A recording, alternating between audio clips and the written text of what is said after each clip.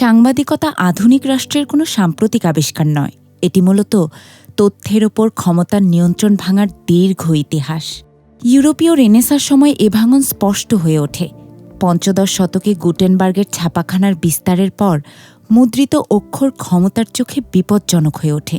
ফলে রেনেসাঁ পরবর্তী ইউরোপে নিয়ন্ত্রণমূলক ব্যবস্থাও গড়ে ওঠে, যার বিরুদ্ধে প্রথম বড় বুদ্ধিবৃত্তিক প্রতিরোধ আসে ১৬৪৪ সালে ব্রিটিশ কবি ও চিন্তক জন মিল্টনের পক্ষ থেকে। কোনো লেখা প্রকাশের আগে সরকারি অনুমোদন বা সেন্সরশিপের বিরুদ্ধে তিনি লিখেন আরিওপাজিটিকা। লাইসেন্সিং অর্ডার অমান্য করে লেখা ওই প্রকাশনায় মিল্টন মত প্রকাশের স্বাধীনতাকে সর্বোচ্চ নাগরিক অধিকার হিসেবে তুলে ধরে বলেন, give me the liberty to know, to utter, and to argue freely according to conscience, above all liberties.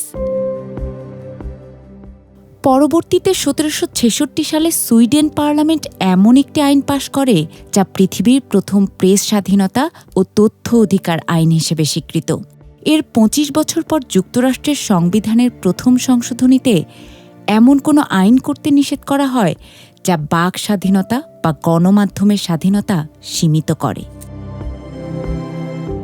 এই ইউরোপীয় অভিজ্ঞতার প্রতিধ্বনি খুব দ্রুতই উপনিবেশিক বাংলায় পৌঁছে যায়।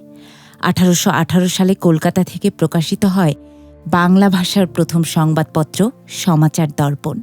ঠিক ওই সময় গভর্নর জেনারেল লর্ড হেস্টিংসের নেতৃত্বাধীন ব্রিটিশ ইস্ট ইন্ডিয়া কোম্পানি উপলব্ধি করে মুদ্রিত অক্ষর শাসনের জন্য ঝুঁকি তৈরি করছে। ফলে একই বছর তারা চালু করে নিবর্তনমূলক প্রেস রেগুলেশনস অফ 1818, যাতে সংবাদপত্র বা ছাপাখানা চালাতে হলে গভর্নরের অনুমোদন শর্ত জুড়ে দেয়া হয় এবং বলা হয় সরকার চাইলে যে কোনো লেখা বন্ধ বা বাজেয়াপ্ত করতে পারবে। এটি ছিল বাংলার প্রথম প্রাতিষ্ঠানিক সেন্সরশিপ ব্যবস্থা, অর্থাৎ ইউরোপে রেনেসাঁ পরবর্তী ছাপাখানার মতোই বাংলায় ছাপা সংবাদও উপনিবেশিক শাসনকে চ্যালেঞ্জের মুখে দাঁড় করিয়েছিল। এই দীর্ঘ ইতিহাসই আজকের প্রাতিষ্ঠানিক সত্যকে সামনে আনে।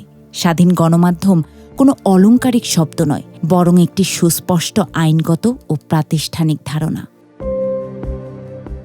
সংবাদপত্রের স্বাধীনতার প্রথম শর্ত হল প্রকাশনার জন্য লাইসেন্সিং বা রেজিস্ট্রেশন ব্যবস্থা এমন হতে পারবে না যা বাস্তবে সংবাদ প্রকাশে প্রতিবন্ধকতা তৈরি করে বা করতে পারে। একটি অনিন্দ সুন্দর রক্তাক্ত জনযুদ্ধের ভেতর দিয়ে উত্থিত বাংলাদেশের জন্মগত অঙ্গীকার হচ্ছে এই দেশে একটি সমতাভিত্তিক গণতান্ত্রিক রাষ্ট্র প্রতিষ্ঠা করা।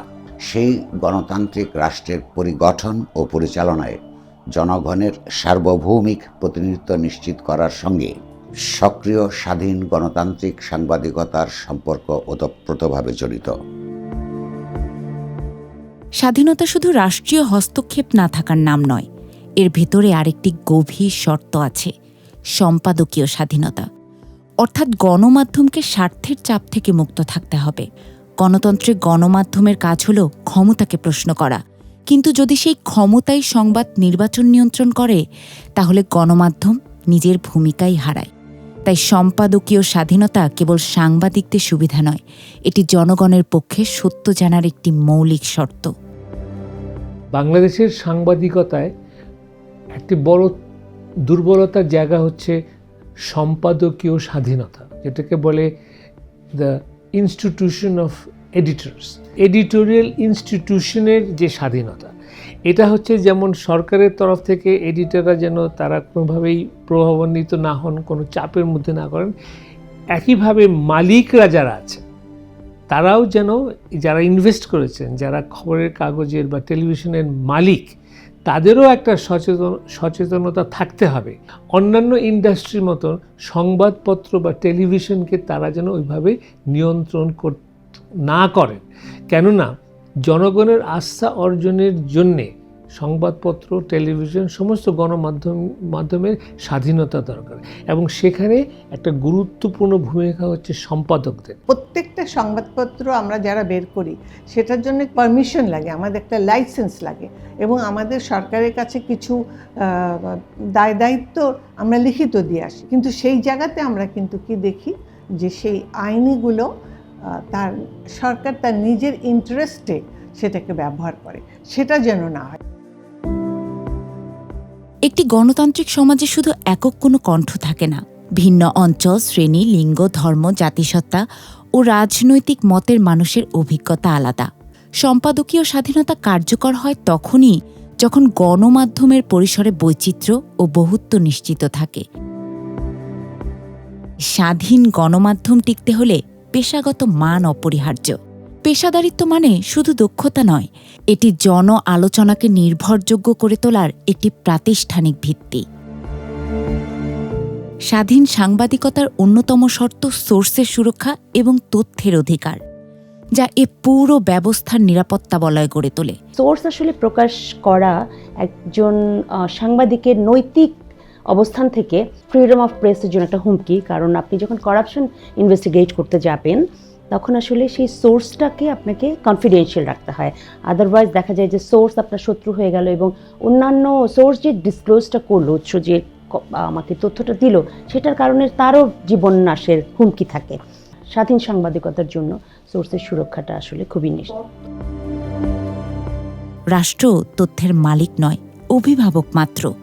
তাই নাগরিক ও সাংবাদিকদের সরকারি তথ্য পাওয়ার অধিকার মৌলিক গণতান্ত্রিক শর্ত।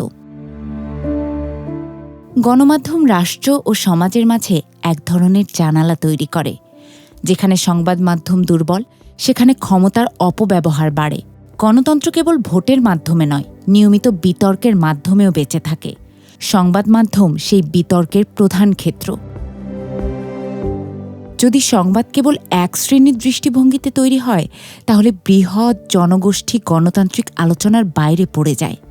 তখন গণমাধ্যমে সমাজের বাস্তব চিত্র উঠে আসে না। স্বাধীন গণমাধ্যম কেবল কথা বলার স্বাধীনতা নয়, সবার কথা শোনার একটি কাঠামো। এই যে কয়েকদিন আগে প্রথম আলো ডেইলি স্টারের উপর যে আক্রান্ত হলো, হামলা হলো, এটাকে আমরা কি বলবো? প্রথম আলোর মতো পত্রিকা, ডেইলি স্টারের মতো পত্রিকায় যদি হামলা হয়, একটি আঞ্চলিক কাগজে সে কতটুকু সাহস নিয়ে সাংবাদিকতা করতে পারে? আজকে ডেইলি স্টার নয়, প্রথম আলো নয়, আজকে গণতন্ত্রের উপর আঘাত এসেছে। আমার স্বাধীনভাবে চিন্তা করার যে অধিকার, আমার কথা বলার যে অধিকার, তারপর আবার আঘাত এসেছে। জুলাই যুদ্ধের উপর আঘাত এসেছে।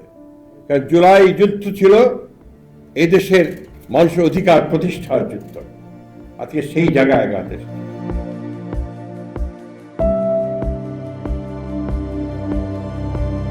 ভয়মুক্ত পরিবেশ তৈরি করা প্রয়োজন, যেখানে সাংবাদিকরা স্বাধীনভাবে কাজ করতে পারে, মানুষ নির্ভয়ে আলোচনা করতে পারে। তাহলেই মনে করি যে স্বাধীন সাংবাদিকতা করা সম্ভব হবে। সবচেয়ে গুরুত্বপূর্ণ হল, রাষ্ট্র তার বিজ্ঞাপন বাজেটকে চাপ বা পুরস্কারের হাতিয়ার হিসেবে ব্যবহার করে মিডিয়াকে নিয়ন্ত্রণ করতে পারবে না। তাহলে সংবাদ মাধ্যম স্বাধীন থাকে না এবং গণতন্ত্র কার্যত টিকে থাকে না। ইলেকট্রনিক মিডিয়া তো সরকার যে কোনো সময় সুইচ অফ করে দিয়ে বন্ধ করে দেয়, কিন্তু প্রিন্ট মিডিয়ার ক্ষেত্রে এটা সম্ভব হয় না। সেই ক্ষেত্রে তারা বিভিন্ন ধরনের নিবর্তনমূলক ব্যবস্থা গ্রহণ করে। যেমন তথ্য মন্ত্রণালয় আমাদের সরকারি বিজ্ঞাপন কমিয়ে দেয় এবং বেসরকারি প্রতিষ্ঠান যাতে আমাদের অ্যাডভার্টাইজমেন্ট না দেয়, চাপ প্রয়োগ করা হয়েছে অতীতে। পাশাপাশি গোয়েন্দা সংস্থাকে ব্যবহার করে, কোন নিউজ যাবে কোন নিউজ যাবে না। তো এইভাবে যদি সরকার গণমাধ্যমের উপর আচরণ করে, তাহলে স্বাধীন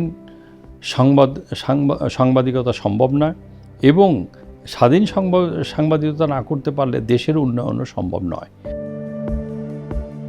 ব্রিটিশ শাসন পরবর্তী সময় থেকে শুরু করে পাকিস্তান আমল, 1971-এর মুক্তিযুদ্ধ এবং স্বাধীন বাংলাদেশ, প্রতিটি পর্যায়ে গণমাধ্যমকে স্বাধীনতার জন্য লড়াই করতে হয়েছে। সংবাদপত্র ও সাংবাদিকরা সেন্সরশিপ, মামলা, গ্রেফতার, প্রেস বাজেয়াপ্ত হওয়া এবং প্রকাশনা বন্ধের মতো দমন পীড়নের মুখে পড়েছে। 1971 সালের মুক্তিযুদ্ধে গণমাধ্যম সরাসরি হামলার লক্ষ্যবস্তু হয়েও গুরুত্বপূর্ণ ভূমিকা রেখেছে। স্বাধীনতার পরও এই সংগ্রাম থেমে থাকেনি। নানা সময়ে রাষ্ট্রীয় নিয়ন্ত্রণ, প্রশাসনিক চাপ এবং অর্থনৈতিক কৌশলে গণমাধ্যমকে শৃঙ্খলিত করার প্রবণতা দেখা গেছে। তবু গণমাধ্যম গণতান্ত্রিক অধিকারের পক্ষে দাঁড়িয়েছে। বিশেষ করে 1990 স্বৈরাচার বিরোধী আন্দোলন এবং 2024 সালের ছাত্র জনতার গণ অভ্যুত্থানে রাষ্ট্রীয় অন্যায়, সহিংসতা ও জবাবদিহির প্রশ্ন সামনে আনার ক্ষেত্রে। বলা যায়, স্বাধীন বাংলাদেশে মানুষ যেমন নিজেদের মৌলিক ও গণতান্ত্রিক অধিকার, বিশেষ করে ভোটাধিকার প্রতিষ্ঠা ও রক্ষার জন্য বারবার সংগ্রাম করেছে, সেই সংগ্রামের সমান্তরাল ধারায় স্বাধীনতা নিশ্চিত করার লড়াই করে আসছে গণমাধ্যমও। স্বাধীন গণমাধ্যমের প্রশ্নটি কোনো পেশাগত সুবিধার প্রসঙ্গ নয়, এটি নাগরিকের জানার অধিকার বাস্তবে কার্যকর কিনা এবং রাষ্ট্র ক্ষমতার জবাবদিহির মধ্যে আছে কিনা সেই মৌলিক মানদণ্ডের প্রশ্ন। স্বাধীন গণতান্ত্রিক সাংবাদিকতা নিশ্চিত করবার জন্যে এদেশে বিদ্যমান যাবতীয় আইনগত এবং আইন বহির্ভূত প্রতিবন্ধকতা দূর করবার জন্যে আমাদের সংঘবদ্ধ সংগ্রামের অংশ হিসেবেই আমরা এবারের গণমাধ্যম সম্মেলনের আয়োজন করেছি।